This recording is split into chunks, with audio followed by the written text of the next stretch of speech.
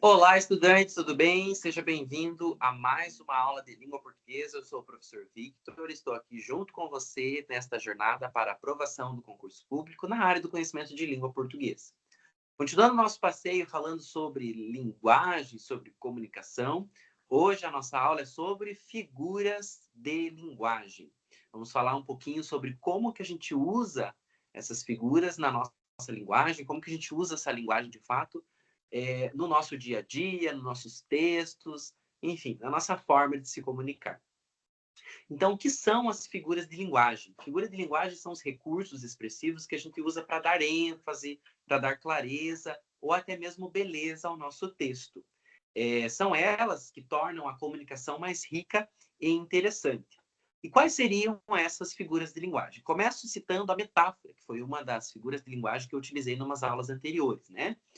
O que é a metáfora? É uma comparação implícita entre dois elementos, mas que nós não usamos conectivos de comparação, como, por exemplo, o como, né, e o tal qual.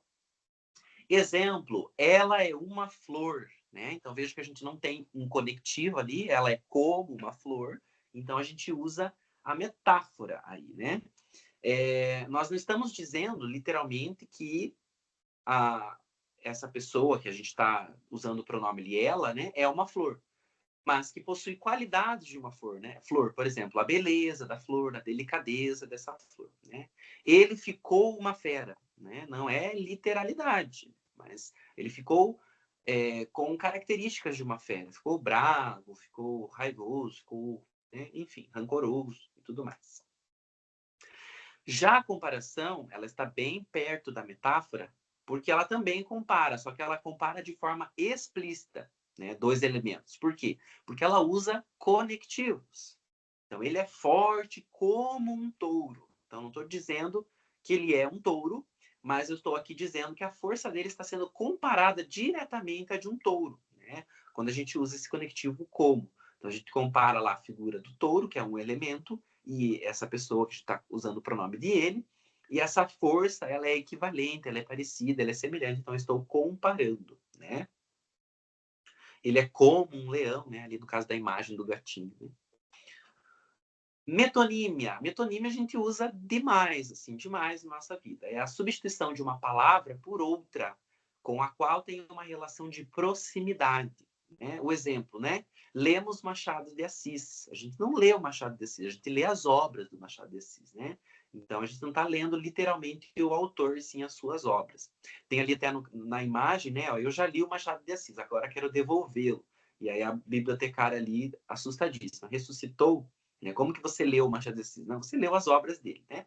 O que a gente usa muito de metonímia é trocar também a marca dos produtos, por exemplo, pelo próprio produto. A gente fala, por exemplo, maisena, e maisena seria a marca, né? O produto seria o amido de milho, Omo, que seria o sabão em pó, né? Então a gente faz essa troca o tempo inteiro. Bombril, que na verdade é esponja de aço, né? Então vejam que a gente faz o uso da metonímia demais, demais, demais. Antítese. A antítese é a irmã contrária, é a ovelha negra, né, da linguagem. Por quê? Porque ela aproxima palavras ou ideias de sentido contrário. O amor e o ódio andam juntos, né? O amor e o ódio eles são sentimentos opostos, ou você ama ou você odeia, né? E aqui eles são sido colocados lado a lado para descartar a dualidade. Paradoxo. Paradoxo é a nossa próxima figura de linguagem. A sua definição é a união de ideias contraditórias em uma mesma expressão. Então, se eu digo, por exemplo, silêncio ensurdecedor, né? O professor que usa muito isso, né? Em sala de aula. Nossa, esse silêncio está ensurdecedor. O silêncio, ele não faz barulho, né? Silêncio é silêncio. Então, quando a gente traz a mesma expressão, ele está sugerindo que esse silêncio ele pode ser tão intenso que parece fazer barulho. Está incomodando como se fosse um barulho, né? Ali também na imagem nós temos, né? Toda certeza relativa. E aí alguém pergunta, tem certeza, professor? Ele é absoluta. Se toda certeza é relativa, como ele tem certeza absoluta, né? Então isso que seria o paradoxo. O próximo é o mais legal de todos, que é a personificação e a prosopopeia, né? A gente tem esses dois nomes para essa definição de figura de linguagem. A personificação seria atribuir características humanas a seres que são inanimados ou irracionais, né? O vento sussurrou no meu ouvido.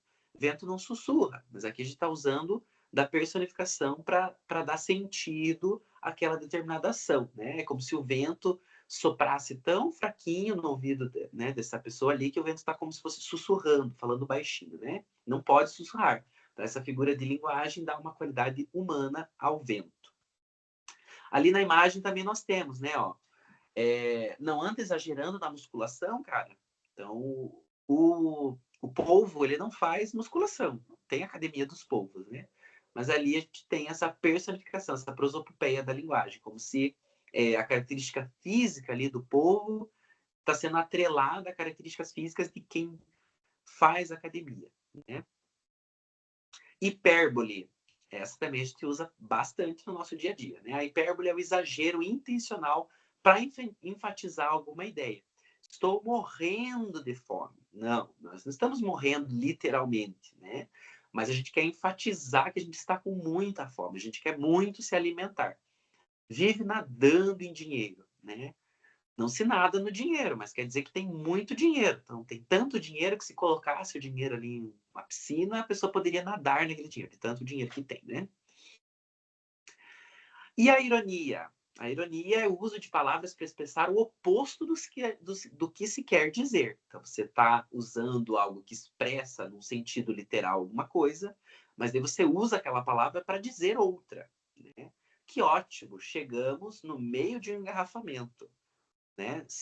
Chegar no engarrafamento, ficar preso no trânsito, ali não está expressando algo ótimo, algo excelente, e sim algo chato, algo estressante, né? Então, esse que ótimo é a nossa ironia.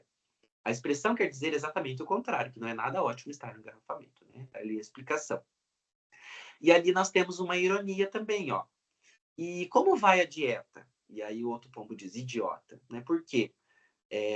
A gente vê que esse passarinho usou ali da ironia. Pode ser que não, às vezes a gente interpreta errado, mas aqui o exemplo dizendo da ironia, se a gente encara esse discurso do passarinho mais clarinho ali como irônico, ele está comparando ali a dieta, ou seja, esse passarinho que está ali dobrando a árvore, coitado, ele tem ali um pouquinho mais de peso, então por isso que ele está entortando a árvore. E com certeza, ali pelo discurso do passarinho mais claro, ele está tentando emagrecer, está fazendo uma dieta e tal, está se cuidando. Então, de forma irônica, ele diz, ei, como que vai a dieta? Tipo, não está dando resultado. O que você está fazendo de errado, né? Continua entortando o galho da árvore. Né? E o passarinho diz, idiota, eu estou tentando, né? Então, essa forma irônica que a gente percebe. As figuras de linguagem, elas enriquecem a nossa comunicação. Então, elas são ferramentas poderosas para brincar com a linguagem. Então, a gente consegue praticar o uso da figura de linguagem, identificando elas nos nossos textos do dia a dia, na nossa comunicação, na nossa fala.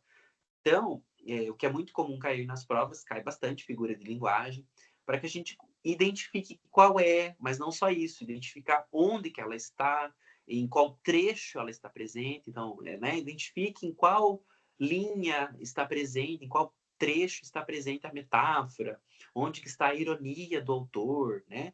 Então, a gente identificar isso, entender a definição de cada uma dessas figuras de linguagem, principalmente saber como que elas brincam com a nossa linguagem para poder identificá-las em um texto, ok? Gente, essa foi a aula de hoje, espero que vocês tenham gostado.